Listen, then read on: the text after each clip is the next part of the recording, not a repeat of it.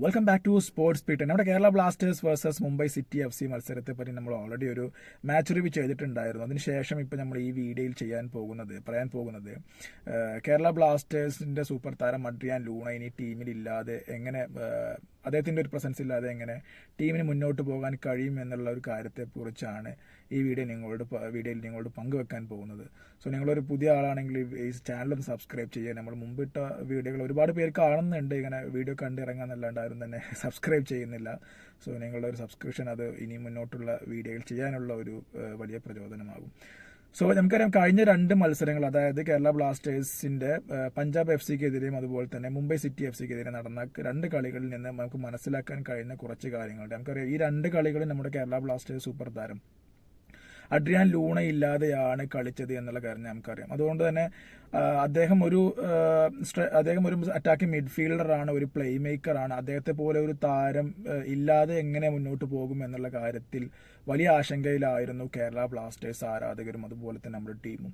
So ഈ കഴിഞ്ഞ രണ്ട് കളികളിൽ നിന്ന് നമുക്ക് മനസ്സിലാക്കാൻ കഴിഞ്ഞത്, അതായത് ഇപ്പൊ കഴിഞ്ഞ മുംബൈ സിറ്റി FCക്കെതിരെയുള്ള മത്സരത്തിൽ കേരള ബ്ലാസ്റ്റേഴ്സിന്റെ രണ്ട് ഭാഗങ്ങൾ, അതായത് ഫോർവേഡും അതുപോലെ തന്നെ ഡിഫൻസും, എസ്പെഷ്യലി നമ്മൾ കഴിഞ്ഞ വീഡിയോയിൽ പറഞ്ഞു, അതായത് പെപ്രയുടെ ഒരു തിരിച്ചുവരവോട് കൂടെ ഫോർവേഡിൽ വലിയ മാറ്റം സംഭവിച്ചിട്ടുണ്ട്. അതായത് നമുക്കറിയാം, കഴിഞ്ഞ ഒരുപാട് കളികളിൽ അദ്ദേഹം ഫോം ഔട്ട് ആയിരുന്നു. ഇപ്പോൾ കഴിഞ്ഞ കളിയിലും അതുപോലെ തന്നെ അതിന് മുമ്പ് നടന്ന കളിയിലും ഒക്കെ ഒരു ഫോം വീണ്ടെടുക്കാൻ അദ്ദേഹത്തിന് കഴിഞ്ഞു. എസ്പെഷ്യലി മുംബൈ സിറ്റി FCക്കെതിരെ ഗോൾ നേടാനും അതുപോലെ തന്നെ അസിസ്റ്റ് ചെയ്യാനും അതുപോലെ തന്നെ ഒരുപാട് പ്രകടനങ്ങൾ അദ്ദേഹത്തിന്റെ ഭാഗത്ത് നിന്ന് നടത്താൻ കഴിഞ്ഞു എന്നുള്ള ഒരു കാര്യം നമ്മൾ കണ്ടതാണ്. അതുകൊണ്ട് തന്നെ ഫോർവേഡിൽ ഇനി കേരള ബ്ലാസ്റ്റേഴ്സിന് വലിയ പ്രശ്നങ്ങൾ ഉണ്ടാവില്ല. ഇപ്പോൾ പെപ്രയുടെ ഒരു ഫോമിലോട്ട് തിരിച്ചു വരവോട് കൂടെ എന്നുള്ളതാണ് ഇപ്പോൾ കഴിഞ്ഞ രണ്ട് കളികളിൽ നിന്ന് നമുക്ക് മനസ്സിലാക്കാൻ കഴിയുന്നത്.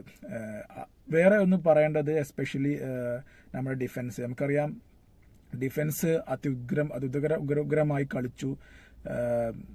നമുക്കറിയാം, ഒരു കേരള ബ്ലാസ്റ്റേഴ്സിന്റെ ബോൾ പൊസിഷൻ വളരെ കുറവായിരുന്നു കഴിഞ്ഞ കളിയിൽ. അതായത് മുംബൈ സിറ്റി FCയുടെ 65% അവരുടെ ഭാഗത്തായിരുന്നു ബോൾ പൊസിഷൻ. കേരള ബ്ലാസ്റ്റേഴ്സിന്റെ ഭാഗത്തായിട്ട് വെറും 35% ആയിരുന്നു. അതുകൊണ്ട് തന്നെ കേരള ബ്ലാസ്റ്റേഴ്സിന്റെ ഗോൾ മുഖത്ത് ഒരുപാട് തവണ മുംബൈ സിറ്റി FC താരങ്ങൾ ടാർഗറ്റിലോട്ട്, അതായത്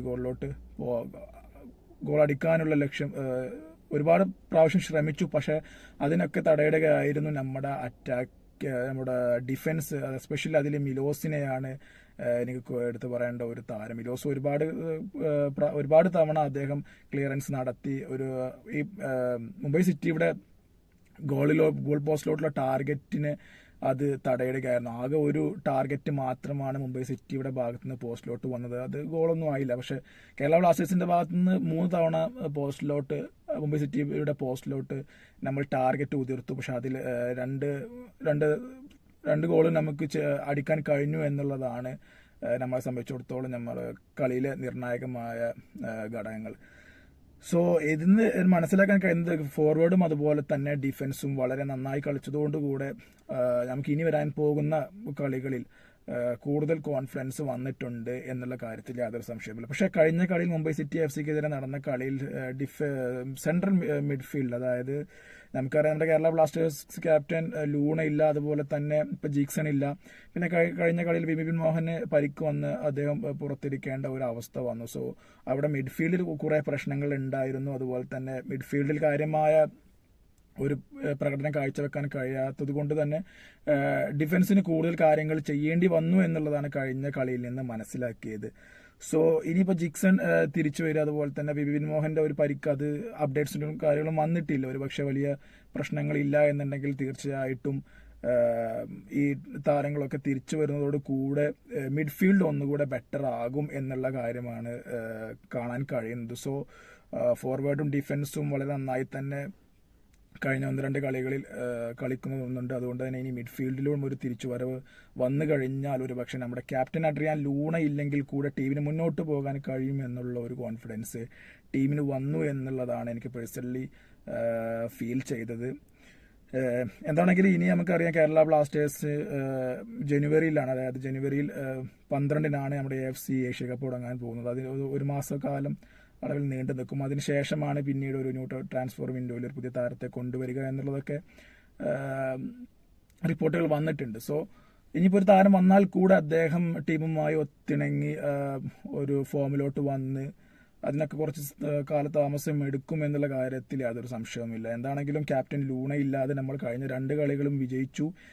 ടീമിൽ ഒരുപാട് മാറ്റങ്ങൾ സംഭവിച്ചു. അത് ഇനി അങ്ങനെ തന്നെ കണ്ടിന്യൂ ചെയ്യും എന്നുണ്ടെങ്കിൽ തീർച്ചയായിട്ടും ലൂണ ഇല്ലാതെ ടീമിന് മുന്നോട്ട് പോകാൻ കഴിയുമെന്നുള്ളതാണ് നമുക്ക് കാണാൻ കഴിയുന്നത്. സോ അങ്ങനെ തന്നെ സംഭവിക്കട്ടെ എന്ന് പറഞ്ഞുകൊണ്ട് ഈ വീഡിയോ ഇവിടെ അവസാനിപ്പിക്കുന്നു. സോ വീഡിയോ ഇഷ്ടപ്പെടുമെങ്കിൽ ലൈക്ക് ചെയ്യാം, ചാനൽ സബ്സ്ക്രൈബ് ചെയ്യാം. മറ്റൊരു വീഡിയോയുമായി നിങ്ങളുടെ മുന്നിൽ വരുന്നവരെ ഗുഡ് ബൈ.